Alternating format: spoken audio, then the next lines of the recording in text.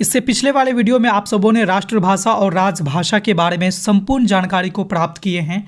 आज के इस वीडियो का हमारा टॉपिक है राष्ट्रभाषा और राजभाषा में अंतर, यानी कि इस वीडियो के माध्यम से आप यह जानेंगे कि राष्ट्रभाषा क्या होती है, राजभाषा क्या होती है और साथ ही साथ इन दोनों भाषा के बीच कौन कौन से प्रमुख अंतर हैं, इसके बारे में भी आप अध्ययन करने वाले हैं।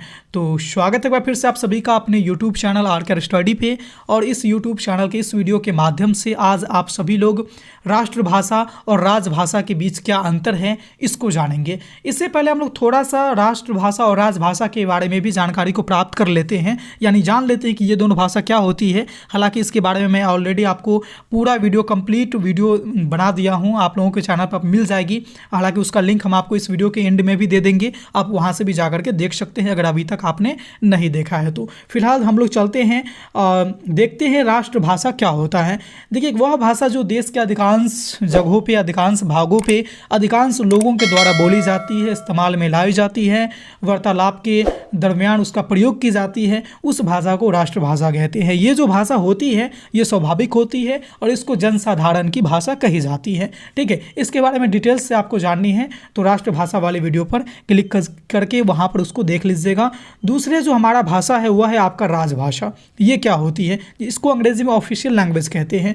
यह वो भाषा होती है जो किसी भी देश के, किसी भी राज्य के सरकारी कामकाज में इसका प्रयोग की जाती है। यानी कि किसी भी देश के, किसी भी राज्य के सरकारी कामकाज में जिस भाषा का प्रयोग किया जाता है उस भाषा को हम लोग क्या कहते हैं? राजभाषा कहते हैं। ये हमारे स्वाभाविक भाषा नहीं होते हैं, बल्कि इस भाषा को सीखा जाता है। ठीक है, तो राजभाषा और राष्ट्रभाषा के संदर्भ में थोड़ा सा हम लोगों ने जानकारी को प्राप्त कर लिया है। अगर विस्तृत रूप से आपको जाननी है तो आपको ये दोनों वीडियो को देखनी होगी, जिसका लिंक आपको इन स्क्रीन पे मिल जाएंगे, आप वहाँ से जा करके देख लीजिएगा। फिलहाल आज का इस वीडियो का जो हमारा मेन टॉपिक है वो है आपका राष्ट्रभाषा और राजभाषा में अंतर। तो चलिए एक एक पॉइंट करके हम लोग जानते हैं कि राष्ट्रभाषा और राजभाषा में कौन कौन से प्रमुख अंतर आपको देखने को मिलते हैं।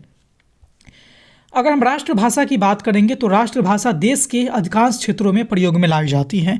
जो देश के अधिकांश जगहों पे, अधिकांश क्षेत्रों में, अधिकांश लोगों के द्वारा जो भाषा का प्रयोग में लाई जाती है वह आपकी राष्ट्रभाषा कहलाते हैं। वहीं जो हमारा राजभाषा होती है वह केवल राज्य में ही प्रयोग में लाई जाती है। ये इसका प्रमुख अंतर है। जो पूरे देश में प्रयोग में लाई जाएगी, यानी ज़्यादातर जगहों पे प्रयोग में लाई जाएगी, वह आपकी राष्ट्रभाषा कहलाएंगे।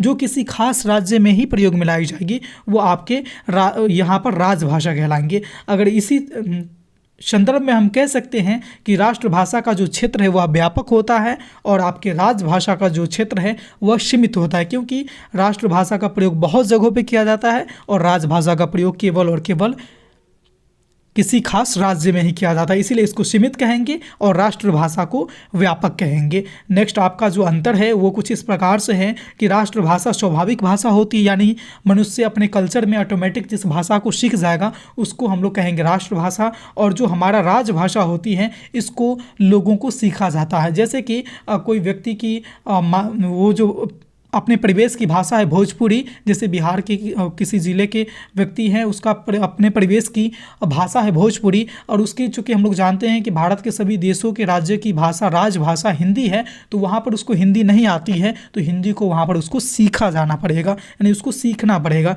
इसलिए हम कह सकते हैं कि राजभाषा को सीखी जाती है और राष्ट्रभाषा आपका स्वाभाविक होता है, वो अपने आप सीख जाते हैं बच्चे। ठीक है, नेक्स्ट अंतर है आपका कि राष्ट्रभाषा का प्रयोग व्यवहार में किया जाता है और राजभाषा का जो प्रयोग है वह ज़्यादातर सरकारी काम काजों में किया जाता है। हालांकि व्यवहार में भी कर सकते हैं, लेकिन इसका ज़्यादातर प्रयोग जो है वह सरकारी कामकाज में ही किया जाता है। तो ये भी इसका एक प्रमुख अंतर है।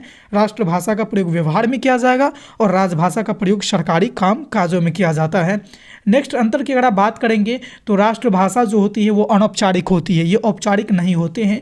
जो आपके राजभाषा होते हैं ये आपके अनौपचारिक होते हैं। तो ये दोनों अंतर को याद रखिएगा। अगला अंतर है आपका वो ये है कि राष्ट्रभाषा में व्याकरण का महत्व नगण्य होता है। नगण्य कहने का मतलब कि इसमें व्याकरण का कोई महत्व नहीं होता है, खासकर इसमें मतलब कि अशुद्धियाँ ज़्यादा पाई जाएगी। कहने का मतलब कि जिसको लोग बोलने में सहज महसूस करते हैं, सरल महसूस करते हैं, लोग उसका प्रयोग करते हैं अक्सर, और वही चीज़ वो उसका राष्ट्रभाषा होती है, क्योंकि मनुष्य उसको स्वाभाविक रूप से सीख जाते हैं। व्याकरण के नियम का कभी उसको जरूरत ही नहीं पड़ती है राष्ट्रभाषा को सीखने में। में, उसका उपयोग करने में। इसीलिए कहा गया है कि राष्ट्रभाषा में व्याकरण का महत्व नगण्य होता है, मतलब 9 के बराबर होता है। वही अगर राजभाषा की बात करेंगे तो ये पूर्णतः व्याकरण नियम पर ही आधारित होते हैं, क्योंकि ये हमारे सरकारी कामकाज की भाषा होती है किसी भी राज्य की, तो इसमें अशुद्धियाँ नहीं होनी चाहिए। इसमें जो भी शब्द का प्रयोग किया जाएगा वह उसका सार्थक अर्थ निकलना चाहिए, शब्द का प्रयोग उचित ढंग से किया जाना चाहिए, उचित व्यवस्था में की जानी चाहिए, क्रमबद्ध होनी चाहिए, वाक्य की रचना एकदम व्याकरणीय नियमों के अनुसार होनी चाहिए। इन सभी बातों का यहाँ पर ध्यान रखी जाती है राजभाषा में, जबकि राष्ट्रभाषा में व्याकरण की भूमिका कुछ है ही नहीं। तो यही सारे कुछ महत्वपूर्ण आपके पॉइंट थे जो राजभाषा और आपके राष्ट्रभाषा के बीच अंतर को दर्शाता है। उम्मीद करते हैं कि ये सारे पॉइंट आपको अच्छे से समझ में आ गई होगी और आपको ये भी समझ में आ गया होगा कि राष्ट्रभाषा और राजभाषा में कौन कौन से प्रमुख अंतर थे, यानी कि नेशनल लैंग्वेज और आपके ऑफिशियल लैंग्वेज में कौन कौन से प्रमुख अंतर थे। ये वीडियो कैसी लगी आप हमें कमेंट के माध्यम से ज़रूर बताइएगा।